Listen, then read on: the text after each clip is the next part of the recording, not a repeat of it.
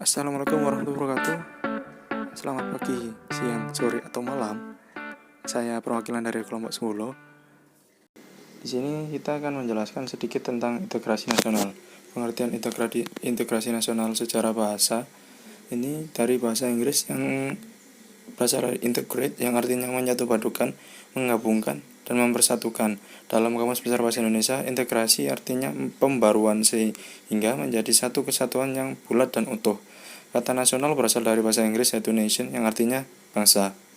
Pengertian integrasi nasional secara politis, penyatuan berbagai kelompok budaya dan sosial dalam kesatuan wilayah nasional yang membentuk suatu identitas nasional. Lalu pengertian secara antropologis berarti proses penyesuaian di antara unsur-unsur kebudayaan yang berbeda sehingga mencapai suatu keserasian fungsi dalam kehidupan masyarakat. Pengertian integrasi nasional secara umum yaitu usaha dan proses pempersatuan perbedaan-perbedaan yang ada pada suatu negara sehingga terciptanya keserasian dan keselarasan secara nasional. Konsep integrasi nasional secara vertikal dan horizontal. Konsep integrasi nasional secara vertikal mencakup bagaimana mempersatukan rakyat dengan pemerintah yang hubungannya terintegral secara vertikal.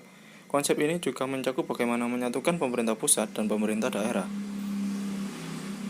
Lalu yang kedua yaitu konsep integrasi nasional secara horizontal. Konsep integrasi nasional secara horizontal mencakup bagaimana menyatukan rakyat Indonesia yang tingkat kemajemukannya cukup tinggi, bagaimana membangun identitas kebangsaan yang sama meskipun masyarakat memiliki jati diri golongan, agama, etnis, dan lain-lain yang berbeda. Syarat-syarat integritas. 1. Anggota masyarakat merasa bahwa mereka semua berhasil untuk saling mengisi kebutuhan-kebutuhan yang satu dengan yang lainnya. Lalu yang kedua, terciptanya kesepakatan bersama mengenai norma-norma dan nilai-nilai sosial yang dilestarikan dan dijadikan sebagai pedoman. Yang terakhir, yang ketiga, yaitu norma-norma dan nilai-nilai sosial yang dijadikan aturan yang baku dalam melangsungkan proses integrasi. Faktor-faktor pendorong integrasi nasional. Yang pertama, adanya rasa yang senasib dan seperjuangan. Yang kedua, adanya ideologi nasional. Yang ketiga, adanya sikap tekad dan keinginan untuk kembali bersatu. Dan yang terakhir adalah adanya ancaman dari luar. Faktor-faktor pendukung integrasi nasional. Yang pertama itu penggunaan bahasa Indonesia. Yang kedua, semangat persatuan serta kesatuan di dalam bangsa. Yang ketiga, adanya kepribadian dan pandangan hidup kebangsaan yang sama, yakni Pancasila. Yang terakhir, adanya jiwa dan rasa semangat dalam bergotong royong. Lalu yaitu faktor-faktor penghambat integrasi nasional. Yang pertama, adanya ancaman dari luar seperti terorisme. Yang kedua, kondisi masyarakat yang heterogen menjadikan negara susah untuk diintegrasi. Yang ketiga, adanya sikap ketidakpuasan terhadap ketimpangan dan ketidakmerataan pembangunan. Yang keempat, adanya faktor dalam yang bisa memecah belah beberapa wilayah. Yang terakhir, wilayah suatu negara yang terlalu luas. Ini menjadi faktor penghambat integrasi nasional. Contoh integritas nasional yaitu pembangunan Taman Mini Indonesia Indah di Jakarta oleh pemerintah Republik Indonesia yang diresmikan pada tahun 1976. Di kompleks Taman Mini Indonesia Indah ini terdapat anjungan dari semua provinsi di Indonesia, yang waktu itu ada 27 provinsi.